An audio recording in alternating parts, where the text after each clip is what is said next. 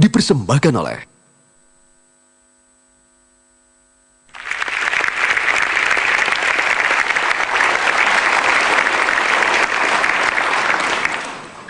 Terima kasih Anda terus di Mata Najwa episode spesial Habibie hari ini. Pak Habibie, kita bicara demokrasi hari ini dari kacamata Habibie hari ini. Partai politik Pak Habibie yang diharapkan bisa menjadi salah satu instrumen demokrasi yang matang. Dalam praktiknya kita lihat seringkali mengecewakan.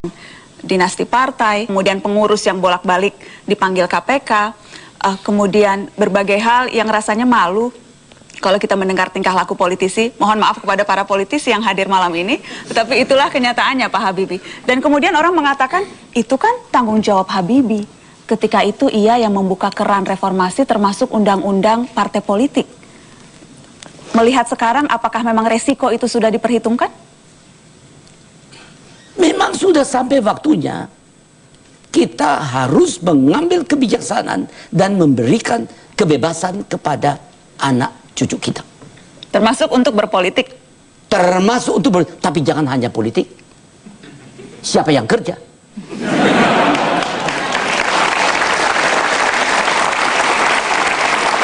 Karena Anda berpolitik, yang bayar itu rakyat.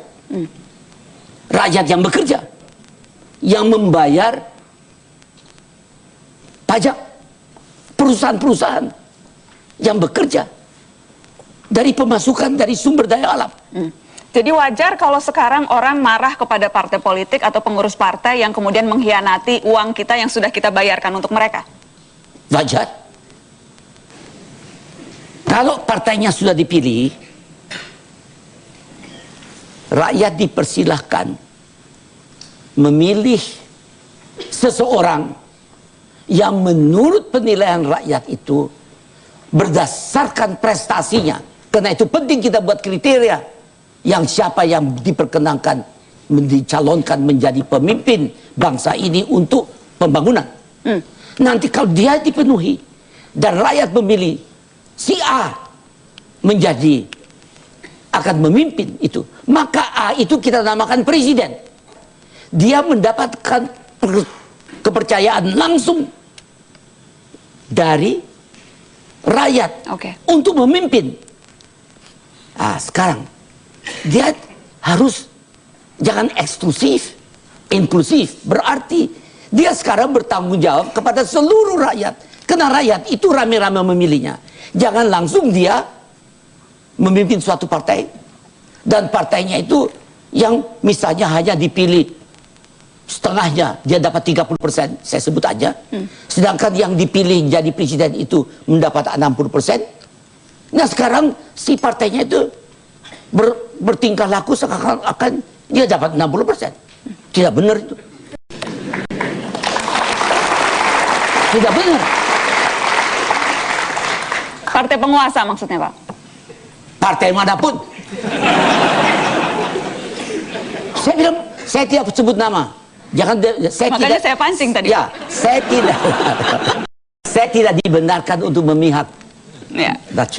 Pak Habibie, kalau tadi saya ingin mengulang pertanyaan saya.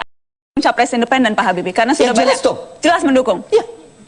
Tidak perlu dukungan partai di parlemen, tidak perlu kekuatan yang cukup supaya tidak diganggu-ganggu di parlemen, itu tidak perlu. Tidak bisa merintah Pak kalau tidak ada dukungan di parlemen, diganggu-ganggu terus. Look, waktu saya mengambil alih dari Pak Harto, keadaannya chaos, kacau. Saya diberikan sangu oleh Pak Harto. Apa? 87% kursi di DPR dan MPR saya miliki. Saya diberikan sangu itu. Apa yang saya buat? Saya yang ketua dari keluarga besar Golkar yang memiliki 87% suara. Saya keluar dari Golkar. Bapak tidak menjabat? Tidak. Saya mengatakan, maafkan, saya jadikan pertama Golkar itu waktu hanya golongan karya, saya jadikan partai politik. Jadi, dan setelah saya jadikan partai politik, itu namanya ketua harian keluarga besar Golkar, saya bubarkan. Saya sendiri yang sebagai wakil ketua Sumber daya Dewan manusia. Pembina Golkar. Itu sistem saya bubarkan. Saya serahkan sama mereka susudian sebagai partai. Dan saya minta permisi. Saya tidak bertanggung jawab terhadap Golkar.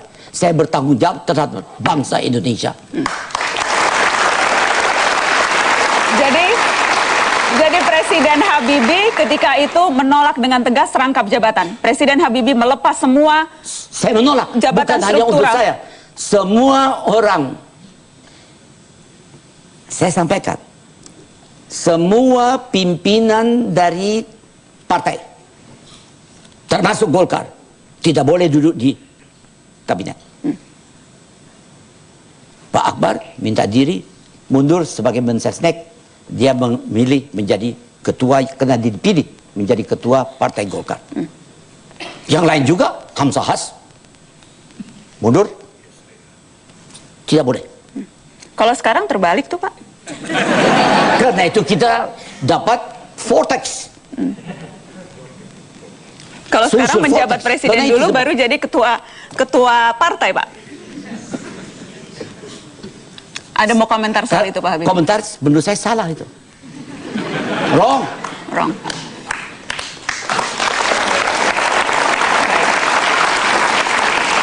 Saya ingin minta komentar Pak Akbar Tanjung. Apa yang dulu membedakan? Kenapa dulu zaman Habibie ketika baru saja masuk era transisi reformasi, baru saja reformasi dilakukan, tapi tampaknya etika politiknya lebih jelas ya?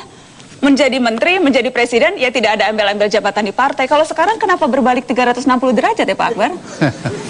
Ya itu tergantung pemimpin, tergantung presidennya.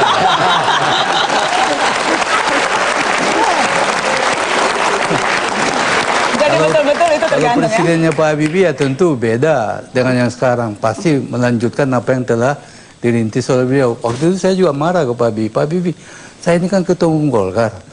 Sekarang kok Pak Habibie ngambil putuskan tidak boleh pegawai negeri sipil menjadi pengurus partai. Pak Habibie tahu nggak?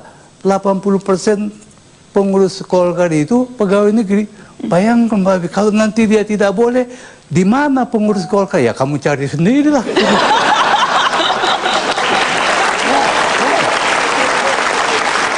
Baik. Pak Habibie tadi Anda katakan mendukung capres independen. Saya tahu yang tepuk tangan paling keras itu orang yang sejak dulu mendukung itu. Ada Fajrul Rahman di sini yang sejak dulu selalu mau jadi presiden lewat cara independen. Oke, Nana, terima kasih sebenarnya atas dukungan Pak Habibie itu. Lalu kemudian kami masuk ke Mahkamah Konstitusi pada tahun 2008, Pak Habibie. Dan Alhamdulillah setelah bersidang selama 6 bulan, kami dikalahkan. Tapi kami terus memperjuangkannya sampai hari ini. Dan sekarang melalui jalan berputar. Sekarang kami masuk dulu melalui pemilu serentak. Dan Alhamdulillah 23 Januari kemarin kami menang. Tetapi sayang harus dijalankan pada tahun 2019. Dengan pemilu serentak, berarti cita-cita Pak Habibie juga salah satunya adalah di mana partai tampaknya tidak perlu lagi presidensial threshold.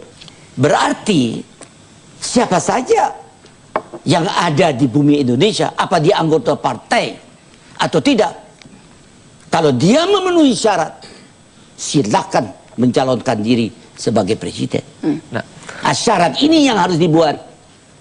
Tapi kita harus tahu bahwa syarat itu yang dibuat oleh DPR. Mungkin harus diadakan sidang paripurna DPR dengan DPD bersatu dan menyusun kriteria-kriteria. Itu harus mulai dipikirkan. Ya. Jadi apa yang kalau misalnya nanti diputuskan tahun 2019 harus dilaksanakan pemilihan presiden secara serentak. Itu belum sempurna. Dia punya solution. Solution ialah bahwa presiden yang dipilih itu harus memenuhi kriteria yang disusun oleh sidang paripurna DPD dan DPR bersama. Apa itu dinamakan MPR, I don't know. Terserah. Yang jelas kriteria perlu. Okay. Dan sehingga dari kriteria itu, karena itu saya sampaikan, yang memimpin bangsa kita bukan selebritis. Tapi yang memimpin bangsa kita harus problem solver. Baik, Pak Habibie. Professional. Professional problem solver, bukan selebritis. Bukan. Ini pemimpin selebriti bukan, Pak? Tidak. Saya nggak kenal. Tidak kenal Rhoma Irama. Enggak. Rasanya cuma Pak Habibie yang tidak kenal Rhoma Irama.